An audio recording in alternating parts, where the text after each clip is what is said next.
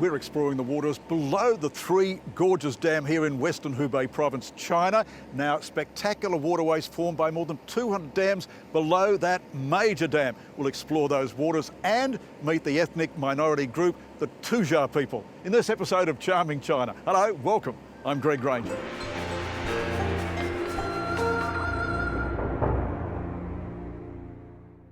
We're about to learn about the local ethnic minority group, the Tuja people. Now, they originated here in Hubei province. There are some 9 million of them, and they're still living a very fundamental lifestyle. We're spending our first day in this part of Hubei province watching the Tuja people go about their everyday lives.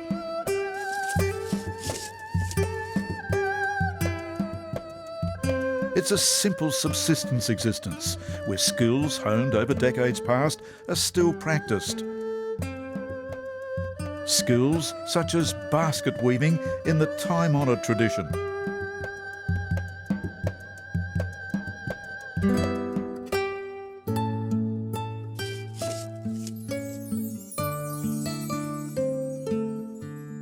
Introducing us to the Tuja people is veteran Hubei guide Gary Fendway. So the Tuja people originated here in Hubei province. Exactly. Actually, most of the Tuja people live in the southwest of Hubei province and this region area. And they're living a very basic lifestyle. Yes, still kind of like a self-sufficient life. They are growing everything they need, and they're living sort of like isolated places. So they kept a lot of cultures from their ancestors. Luke is 68 years old. He's been a craftsman, a carpenter all his life. He's got 3 children. Yes. And he's living the genuine life in the Yes. lee of these beautiful, spectacular mountains around us. Right. When he was only 15 years old, he started to learn the skills from his family members, and then he took this technology, and then they make their living for their whole family members by making the furnitures or the farming utensils for the local people. One device I'm fascinated with is this one that separates corn kernels. Okay, so Luke has made this device here. This is called fengdou. Fengdou is in Chinese. In English, it's something like a separator or filter.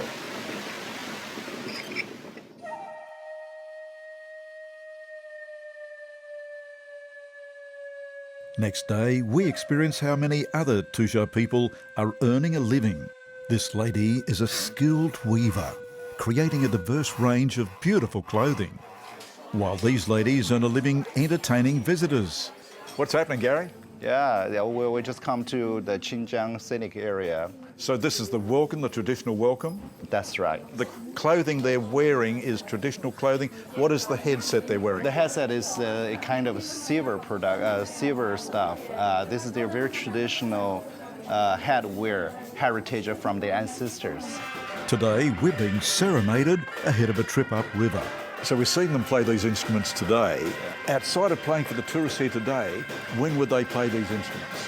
So when there be some occasions like wedding ceremony, funeral ceremonies, they will use the same instrument to make such a atmosphere. There's a welcome drink of the fermented grain wine known as Beiju. Before we embark on a trip up a tributary of the Yangtze River as we head for a sacred mountain where the Tuja people originated. En route, Gary describes how the Tuja people had to be relocated when waters from the new Three Gorges Dam flooded their old houses. So we're seeing houses all over these very steep cliff sides here. This is the way the Tuja people live. Right. They have to travel by boat to get to a town to buy their supplies. Right. And it's the way they've lived for a long time. Right. Though actually the houses we've seen were relocated after the first dam on the Qing River. So they were relocated to the higher places, and now they are still doing some farming work such as tea.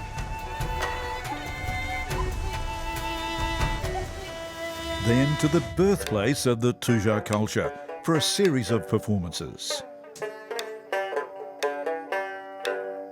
the lyrics are basically based on their daily lives, talking about their funeral, the weddings or funerals, or just like farming work or fishing life.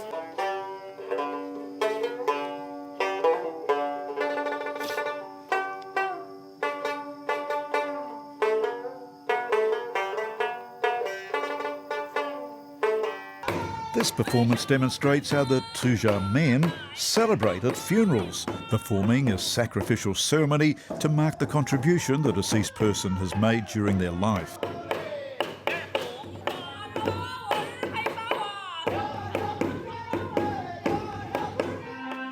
At the end of the day, the Tuja villagers take to the stage for their final performance. What's happening? What's tonight's show all about? It's about their presenting their daily lives and their marriage, their farming work, and also their life attitude for longing for the better life in the future.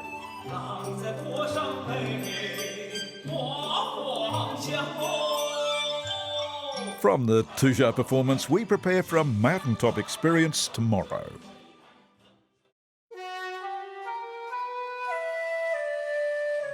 Well, enough of looking up at the mountains. Let's go to the summit. We're heading up into the mountains surrounding the tributary of the Yangtze for a breathtaking walk along the steep walls of the Fangshen mountain. Not only is the walkway embedded precariously on the cliff wall, much of the actual walkway is made of glass.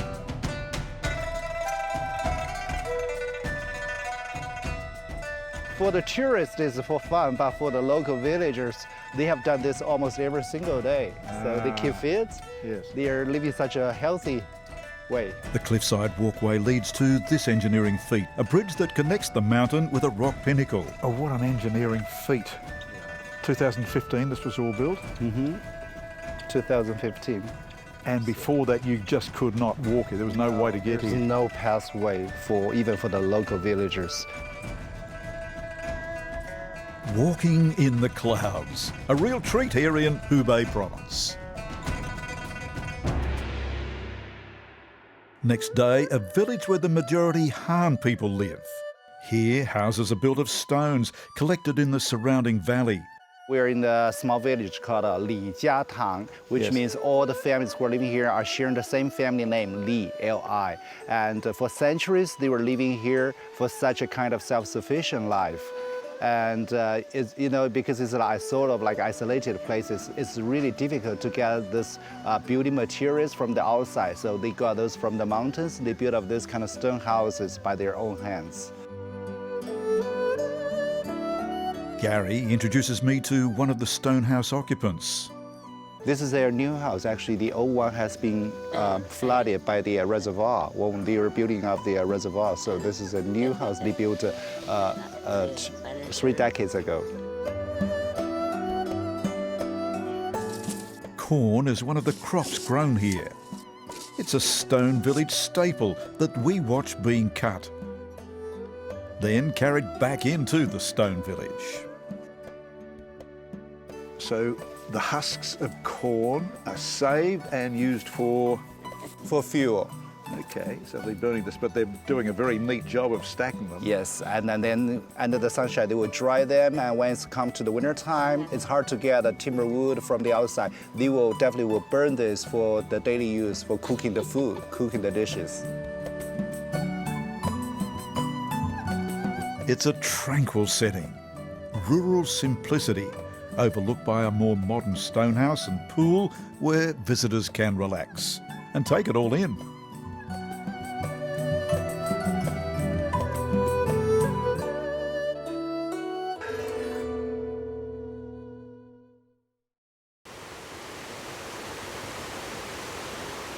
One visual spectacle that we walk into the next day is this waterfall.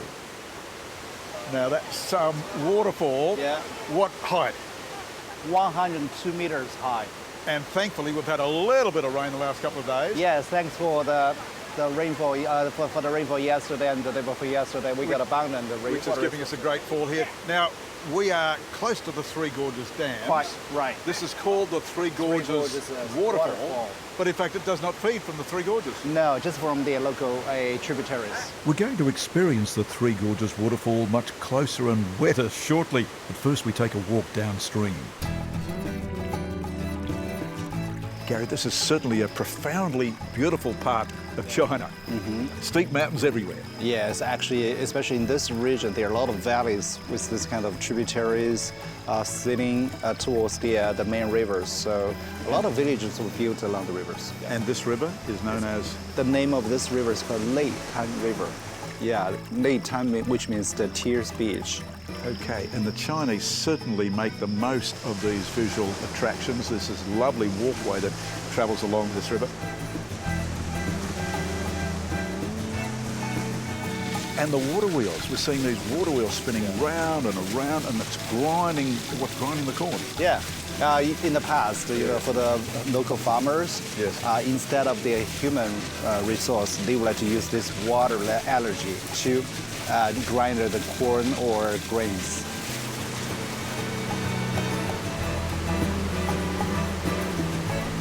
Back at the waterfall, it's time to get profoundly wet as we walk directly behind the falling water. They gave us a raincoat for protection, but it wasn't anywhere near enough protection. The waterfall is gushing today and Gary and I get saturated. A wet, wet experience as we prepare to cruise up to the famous Three Gorges Dam.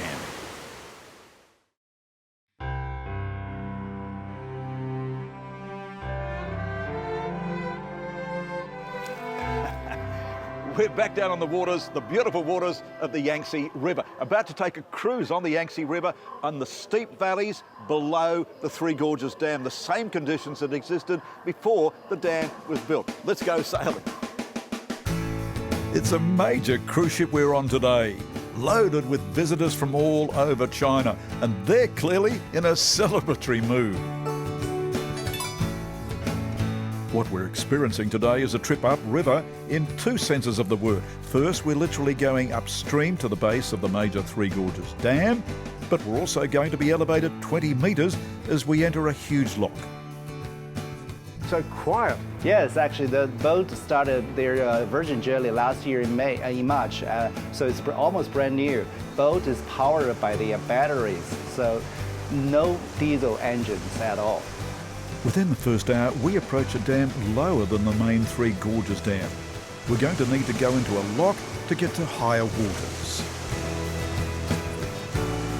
So three separate locks. We're going into one lock now, but there are two other locks. Yeah, there are two bigger ones for the cargo fleets, but this is definitely just for the passenger boat. So the dimension size is smaller.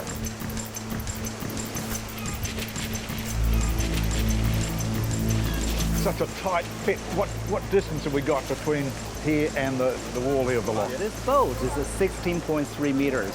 So in other words, we've got 1.7 metres only spare on either side. Right. Close. 1.7 meters for the spare basis for the boat. Tight fit.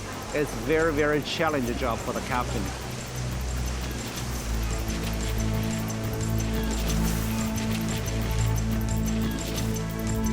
And then the surrounds get really interesting. We're now into true gorge country.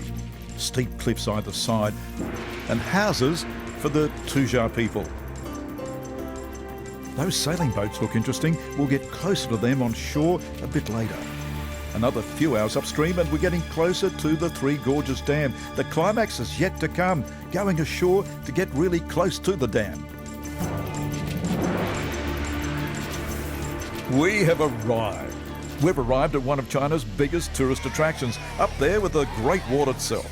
The Three Gorges Dam attracts big numbers of visitors, and the place they flock to is this lookout. Pose for a photo? Well, the photographers have made an art form of their happy snaps. And dimensions? Well, Gary knows them all. Now we're on the top of this project to get a panoramic view of this project. Yes. That is the main river dam. And on another side, this is the ship locks and the ship lift on that other side. It's a big conserver of water, but also a big generator of hydroelectricity. The power generator here, that's the replacement of 50 tons of raw coal combustion each year. So this kind of reliable, renewable energy plays a very important role in our economic development.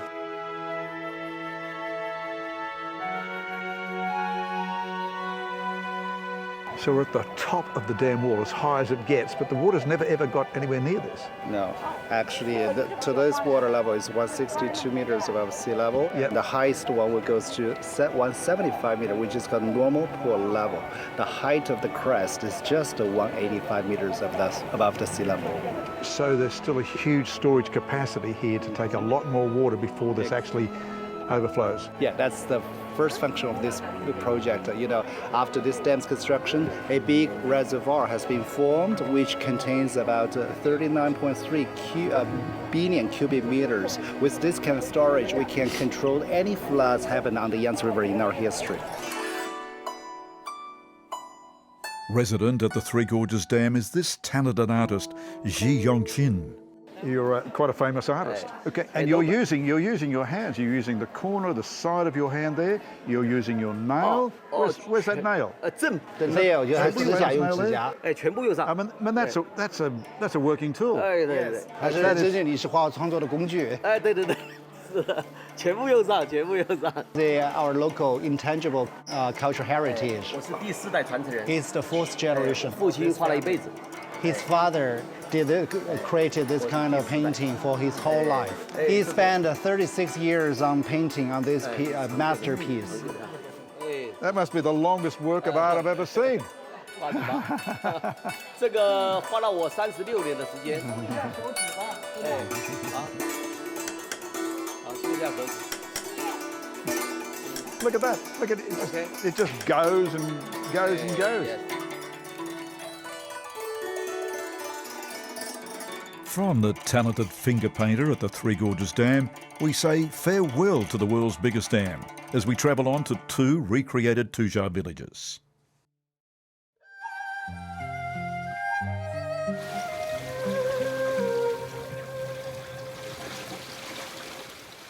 Well, now a flashback village, Shupa village. This is how the Tuja people used to live, a series of demonstrations of life in the past. First, a demonstration of how trade used to be carried out many decades ago. Sheer manpower hauling them up tributaries.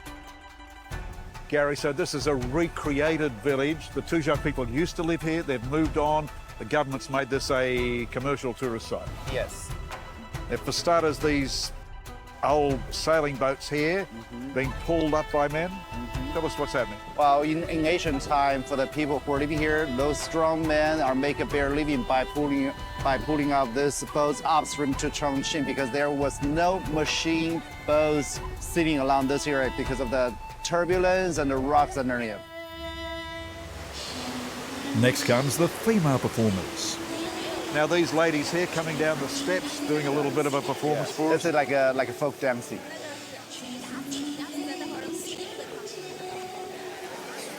Again, big groups of snap-happy Chinese tourists. Out on the water, we're serenaded by costume performers.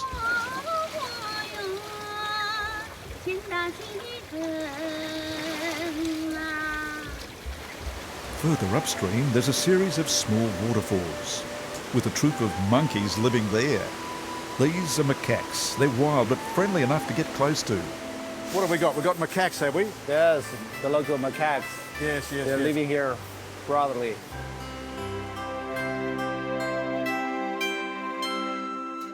The climax of today's show is a wedding ceremony. The bride and bridesmaids dressed just as they would be in modern ceremonies these days. Well, we have this beautiful ensemble of ladies here. This is Shong. Shong is 23 years old. Yes, yeah. She plays the part of the bride. Many times. How many times does she get married every day? Probably 4 or 5 times. 4 or 5 times every day. So we're seeing the ceremony today, but this is a reenactment. Do these sort of services take place these days? Yes. In ancient time, this is their traditional wedding ceremony, always organized by the matchmakers. And Yes. nowadays, we are doing the combination of the Western and the Chinese style. So some of the aspects of this ceremony today will be used today. The clothing, I would imagine. Yes, yeah. Even nowadays, a lot of Chinese young couples would like to dress up with this kind of traditional wedding dresses and to take the photos. Later, we travel to a higher part of this Tuja village overlooking the Yangtze. This is a place lined with unusual rock formations. And yet another demonstration, this time showing how grain used to be crushed in days of old.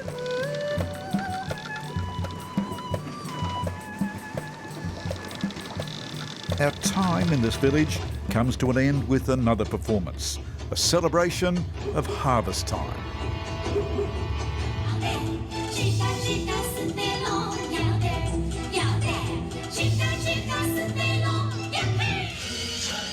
Back in the local capital of Yushang, we wind up our 2-week trip in Hubei province with a spectacular show. It's a once-a-year event known as the Three Gorges International Tourism Festival, with hundreds of drones and thousands of performers.